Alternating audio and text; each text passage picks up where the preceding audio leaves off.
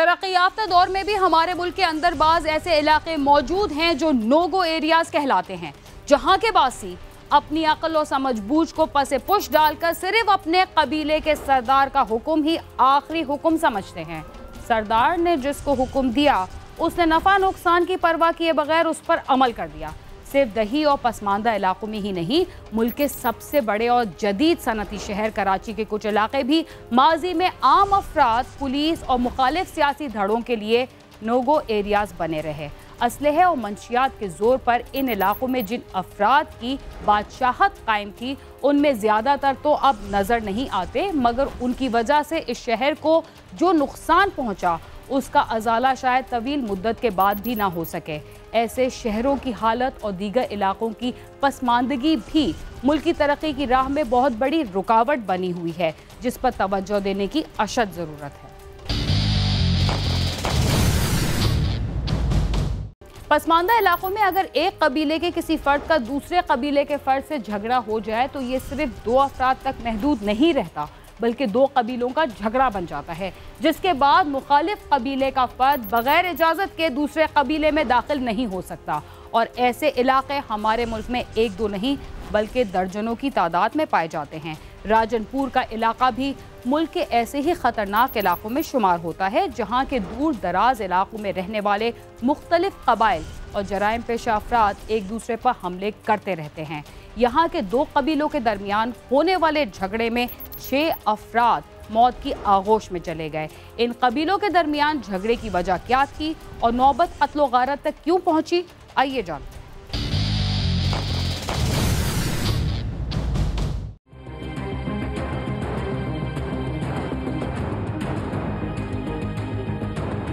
जिला राजनपुर में कच्चे का इलाका मशहूर है, जहाँ कई नो गो एरियाज हैं और जराइम पेशा अफराद की पनाहगाहें हैं।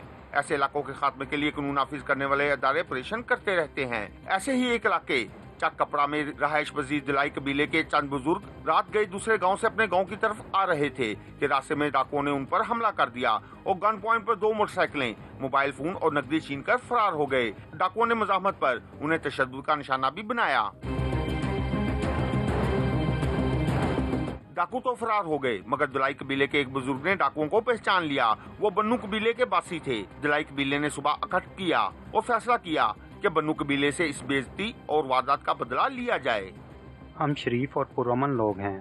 हमारे बुजुर्ग किसी काम की गर्ज से दूसरे गांव गए थे। वहां से रात को आ रहे थे। डाकुओं ने इन्हें रोककर लूट लिया, पैसे ले गए, मोटरसाइकिलें छीन ली, मोबाइल भी छीने और सबको मारा पीटा भी। एक का नकाब खुल गया था, जिसे हमारे एक बड़े ने पहचान लिया। वो बन्नू कबीले का था। इनका काम ही चोरियां डकैतियां करना है। लोगों को अगवा करके वो तवान लेते हैं। जराइम पेशा लोग हैं।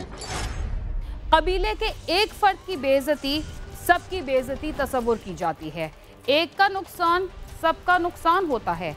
अक्ल व दानिश से बाला ऐसे कई कवानीन इन कबाइल में राइज हैं, जिन पर अमल करके दलाई कबीले ने बन्नू कबीले पर हमले का इरादा किया और उसका इंतहाई खौफनाक नतीजा सामने आया। दिलाई कबीले के मसल्ला अफराद अपनी बेइज्जती का बदला लेने के लिए हमला करने बन्नू कबीले की तरफ रवाना हुए। उनके पहुंचने से कबल बन्नू कबीले को उनकी आमद और मकसद की इत्तला मिल गई। जैसे ही दिलाई कबीले के अफराद बन्नू कबीले में पहुंचे, वहां के रिहायशियों ने उन पर अंधाधुंध फायरिंग कर दी, जिस पर दिलाई कबीले ने भी जवाबी फायरिंग कर दी। फायरिंग का सिलसिला कई घंटे तक जारी रहा। फायरिंग की जद में आकर दिलाई कबीले के 5 और बन्नू कबीले का 1 शख्स हलाक हो गया, जबकि कई अफराद जख्मी हो गए। पुलिस को रिपोर्ट हुआ कि दुलानी कबीला और बन्नू कबीला जो है, इनके दरमियान कच्चा रुझान जो है उसमें लड़ाई हुई है, जिस लड़ाई के नतीजे में 5 जो अफराद थे दुलानी कबीले के, उनकी डेथ हुई और एक जो था वो बन्नू कबीले का फर्द था, उसकी डेथ हुई। पुलिस को जैसी इत्तला मिली, पुलिस ने फ़ौरन मौके पर रिस्पॉन्ड किया। वो जो बॉडीज़ जो थी उनको लाया गया THQ में, जहाँ पे उनका पोस्टमार्टम वगैरह कराया गया। THQ रुझान में लेकर आया गया।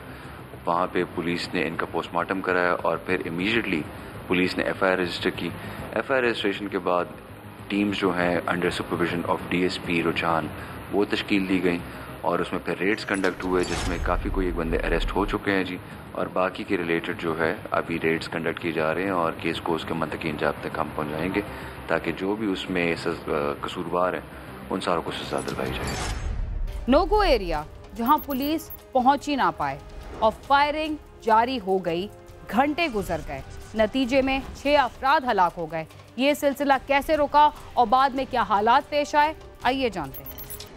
दोनों तरफ के अफराद की हलाकत और फायरिंग का सिलसिला ना रुकने पर दोनों कबीलों के बुजुर्गों ने खवातीन और बच्चों को दरमियान में ला खड़ा किया, जिस पर दोनों कबीलों के मसल्ह अफराद ने फायरिंग बंद कर दी। बेरहमी से मार डाला है।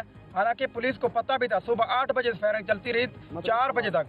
पूरे पुलिस को पता था, रुझान में पता था और बंगलाचा में सब पुलिस वालों को पता था। कोई भी हमारे हेल्प के लिए नहीं आया। हमारे बड़े जमा होकर बन्नू कबीले से बातचीत करने गए कि डाकुओं को और लूटे गए माल और मोटरसाइकिलें वापस दें, मगर उन्होंने हम पर फायरिंग कर दी। हमारे छोटे बड़े किसी को ना छोड़ा। जालमों ने हमारे 5 बंदे मार डाले। पुलिस वहां नहीं पहुंची, कोई उन जालमों को पूछने वाला नहीं था। हमारी औरतों और बच्चों ने दरमियान में आकर वास्ते दिए तो उन्होंने फायरिंग रोकी। जलाई कबीले के अफराद अपने हलाक होने वाले 5 अफराद की लाशें उठाए इंडस हाईवे पर आ गए और लाशें सड़क के दरमियान में रखकर कराची से पेशावर जाने वाली ट्रैफिक रोक दी और एहतजाज शुरू कर दिया। हमारे साथ बहुत जुल्म हुआ है, हुकूमत सख्त एक्शन ले। कब तक हमारे लोग मरते रहेंगे? वो तो जालिम लोग हैं, इनके लिए रुपया पैसा ही सब कुछ है। क्या हम पाकिस्तानी नहीं? क्या हमें जीने का कोई हक नहीं? हुकूमत इन जालिम डाकू लोगों को खत्म करे, इलाके में सुकून और अमन करे। नोगो एरिया में पुलिस भी दाखिल नहीं हो सकती है, इसलिए मुल्जिमान को गिरफ्तार करने का तो सवाल ही पैदा नहीं होता, मगर उन अफराद की लाशें जरूर मिल जाती हैं जो 2 धड़ों के दरमियान होने वाली दुश्मनी का निशाना बनते हैं। 6 अफराद की लाशें मिलने के बाद क्या हुआ, हम आपको इस बारे में भी बताएंगे, मगर यहाँ वक्त हुआ एक मुख्तसर से वक्फे का, जिसके बाद हम दोबारा आपके साथ होंगे। तब तक आप समा के साथ ही रहिए।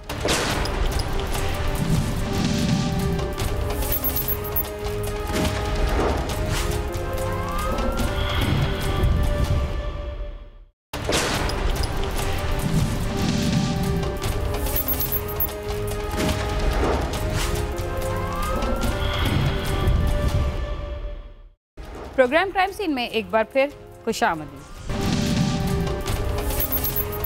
वक्फे से पहले आप देख रहे थे कि राजनपुर के इलाके में 2 कबीलों के दरमियान होने वाले तसादुम ने इतनी खतरनाक सूरत हाल इख्तियार की कि 6 अफराद को अपनी जान से जाना पड़ा, लेकिन पुलिस इतनी मजबूर थी कि मुल्जिमान के खिलाफ कोई कार्रवाई ना कर सकी। हाँ, मुकदमा जरूर दर्ज हो गया। आइए देखते हैं इस सिलसिले में दलाई कबीले के रिहायशियों का क्या कहना है। इत्तला पाकर पुलिस हुकाम मौके पर आ गए, जिन्होंने कई घंटों के मुज़ाकरात के बाद मुजाहिरीन को यकीन दहानी करवाई कि बन्नू कबीले के खिलाफ कार्रवाई होगी, जिस पर मुजाहिरीन मुंतशिर हो गए और इंडस हाईवे क्लियर कर दी। हमारे साथ जुल्म हुआ है, ठीक है। हम पूरे एहतजाज से बैठे हैं इंडस हाईवे पे। देखें, हमारे 18-20 साल के नौजवान बच्चे और दहशत गर्दों ने ऐसे मार डाले हैं जैसे भेड़ बकरी को मार डालते हैं, ठीक है। हमारा मुतालबा यही है कि जब तक ये हमारा अपना तस्वीर रुझान पुलिस बिल्कुल रला मिला हुआ है, ठीक है ना, जब तक रेंजर नहीं आएगा हम यहाँ से लाशें नहीं उठाएंगे। मुतालबा 24 घंटे के अंदर अंदर आर्मी इंटर थे वे पुलिस का जो है कार्रवाई बिल्कुल बंद होना चाहिए। पुलिस का कोई जरूरत कोई नहीं कम करना। पुलिस खुद मुलविस है इन लोगों के नाल, फौज के बगैर लाश ही ना चाहिए ने तो ये सारा मुतालबा ही हो सारा गया। पुलिस ने लाशें पोस्टमार्टम के लिए भिजवाकर बन्नू कबीले के 40 अफराद के खिलाफ मुकदमा दर्ज करके तफ्तीश शुरू कर दी है। इसके नतीजे में मुकदमा नंबर 42/19 जो है वो रजिस्टर हुआ। कच्चा रुझान में ऑलरेडी पुलिस की जो है पिकेट्स एस्टेब्लिश्ड है, जिसमें हम रुझान जो कच्चा है उसमें कंप्लीट लॉ एंड ऑर्डर जो है वो मेंटेन्ड है। फर्दरमोर इस केस के रेलेवेंस में पुलिस जो है वो कंटिन्यूसली रेड्स कर रही है और उसमें काफ़ी बंदे अरेस्ट हो चुके हैं। फर्दर जो है रेड्स वो भी कैरी आउट किए जा रहे हैं ताकि जो इसमें बाकी लोग इन्वॉल्व हैं वो सारे अरेस्ट हो जाएं और उनको कोर्ट में प्रेजेंट किया जाए ताकि फिर वहाँ से इनको सजा दिलवाई जाए। मुजाहिरीन का मुतालबा है कि हुकूमत इन डकैत कबाइल के खिलाफ सख्त एक्शन ले और पुलिस की बजाय पाक फौज से ऑपरेशन करवाकर इन नो गो एरियाज और डकैत कबाइल का कलाकुमा किया जाए ताकि इलाके में अमन और अमान कायम हो सके। साथी रिपोर्टर अलियास कबूल के साथ आमिर शहजाद, समा, राजनपुर।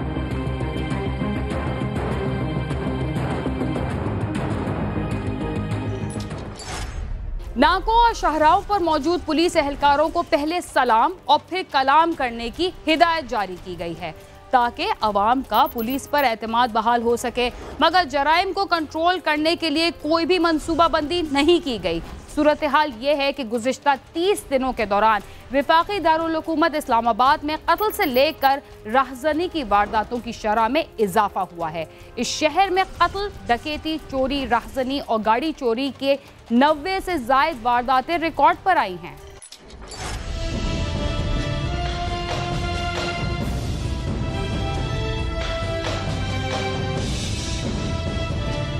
शहर इक़्तिदार में पुलिस को जदीद तरीन सहूलतों से आरास्ता किया गया है और दीगर शहरों की निस्बत शहर के लिहाज से यहाँ की नफरी की तादाद भी बेहतर है। यही वजह है कि कदम कदम पर पुलिस के नाके भी नजर आते हैं और VIP ड्यूटी पर भी पुलिस की बड़ी तादाद तैनात है। अब बेहतरीन ऑफिसर वो है, सरबराह वो होता है जो अपने मातहतों को अपने वसाइल के हदूद में रह के उनको इस्तेमाल करके अच्छे नताइज दे। अगर तमाम तर फैसिलिटी इस्लामाबाद पुलिस को मिल जाए, गाड़ियाँ मिल जाए, पेट्रोल मिल जाए, नफरी मिल जाए, तो फिर तो कोई भी अफीसर आगे कंट्रोल कर लेगा। मौजूदा हालात में जो हुकूमती कफाशारी की मुहिम है उसमें अगर आपको काम करना पड़ रहा है तो करना चाहिए। उसी के मुताबिक जो वसाइल मौजूद हैं उसको इस्तेमाल करके क्राइम कंट्रोल कर सकते हैं। ये नहीं कि नहीं कर सकते, अगर करना चाहे तो। जगह जगह नाके मौजूद हैं और थाने के एहलकार भी गश्त पर मौजूद रहते हैं, लेकिन फिर भी राहज़नों को जैसे खुली छूट दे दी गई है कि जब चाहें जिसे चाहें लूट लें। किसी की गाड़ी तो किसी का मोटरसाइकिल उड़ा ले जाएं। गश्त भी है, मोटरसाइकिल भी है, गाड़ियों में भी पुलिस वाले घूम रहे हैं, उसके बावजूद वारदातें क्यों हो रही हैं? फिर आपको इत्तला मिल जाती है कि एक घर में डाकू घुस गए, तो उनकी गिरफ्तारी मौके पर क्यों नहीं हुई? कुछ अर्सा पहले भी आईलैंड के एरिया में डाकू एक घर में घुसे थे, तो उसके बाद पुलिस ने घेराव किया, तो क्या हुआ? वहाँ जो डाकू जो भागे थे उनका क्या बना? इस चीज़ के मुख्तलिफ सवालात हैं। इसमें कोई शक नहीं है कि इस्लामाबाद पुलिस के पास सलाहियत मौजूद है काम करने की, लेकिन उनको इस्तेमाल का तरीका।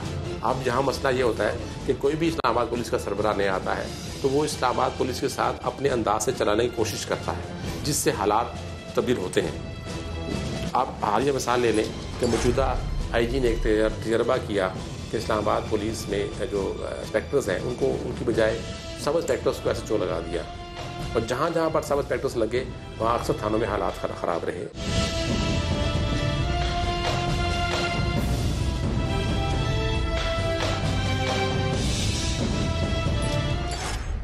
गुजरते हुए दिनों के दौरान अगर जराइम की शरह को कंट्रोल ना किया गया तो चंद माह में ही ये दुगना हो जाएगा। ईद की आमद पर भी इसमें कई गुना इजाफा हो सकता है। ईद उल अज़हा की आमद है और बकरा मंडियां भी इस्लामाबाद में कायम होने वाली हैं। ईद के करीब किसी भी शहर में जराइम में इजाफा हो जाता है, लेकिन ईद की आमद से कबल वारदातों की तादाद अगर एक माह में 85 के करीब है तो फिर ईद के करीब इसमें गैर मामूली इजाफा देखा जा सकता है। ईद पे देखे ना, ईद पे तो ये हर साल होता है कि पुलिस डाल देती है लोगों के ऊपर, शहरी के ऊपर कि जब आप अपने घर जाएं तो वो प्रॉपर पुलिस को बता के जाएं और तारे लगा के जाएं और एहतियातन ये करें वो करें, मुख्तलिफ उनके ऊपर जिम्मेदारी डालते हैं आवाम के ऊपर। तो इनसे पूछा जाए कि आप पुलिस क्या करती है? पुलिस का काम, पुलिस से आप पूछेंगे, वो कहेंगे कि हमने गश्त लगा दी है इन सेक्टरों में, इलाके में गश्त होगा मोटरसाइकिल पे, उसके बावजूद वारदात क्यों होती है फिर? तो मैं समझता हूँ कि यहाँ पर SHOs की पोस्टिंग उसकी कारकर्दगी के साथ साथ उसके किरदार को भी देखते हुए होनी चाहिए कि जिस इलाके में वारदात बढ़े तो उसका जिम्मेदार उस SHO को, उस SDPO को, उस SP को होना चाहिए। ये सारा नज़ला जो है नीचे नहीं करना चाहिए और जो जिम्मेदार है उसको बाकायदा सज़ा मिलनी चाहिए ताकि दूसरे उससे इबरत हासिल करें, दूसरे अफसरान और प्रॉपर काम करें, ईमानदारी से काम करें तो हालात कंट्रोल हो सकते हैं, क्राइम कंट्रोल हो सकता है, मुलज़मान पकड़े जा सकते हैं। गुज़िश्ता एक माह के दौरान इस्लामाबाद में कत्ल, कार चोरी, मोटरसाइकिल चोरी, सरका बिल जबर, राजनी और ताला तोड़ने की 85 वारदातें रिपोर्ट हुई, जिनमें कार चोरी की 10 वारदातें हुई, मोटरसाइकिल चोरी की 28, ताला तोड़ने और चोरी करने की 33 वारदातें रिपोर्ट हुई, डकैती की 10 वारदातें रिपोर्ट हुई। सोशल मीडिया एक्टिविस्ट बिलाल समेत 4 अफराद को मौत के घाट उतार दिया गया। इस्लामाबाद में क्राइम बढ़ता कम होता रहता है। पुलिस हुकाम दावा करते हैं कि हमने जी पिछले साल की निस्बत शरह जो मुनासिब में कमी लाए हैं। ऐसी बात सिर्फ कागज़ों में अच्छी लगती है, हकीकत में ऐसा नहीं है। वारदातें दिन दहाड़े भी हो रही हैं। गुज़श्ता रोज़ भी एक वारदात हुई दिन दहाड़े, 4 डाकू घर में घुस के लूट मार की। रात को भी होती है, दिन को भी होती है। असल इशू ये है कि उन मुलजमान तक रसाई, उनको गिरफ्तार करना, और उससे बड़ा इशू कि उनको अदालतों से सज़ा दिलवाना। अगर सज़ा का अमल नहीं होगा तो फिर ये वारदातें होती रहेंगी, चाहे वो चोरी डकैती हो, राहज़नी हो, कार चोरी हो या मोटरसाइकिल चोरी हो।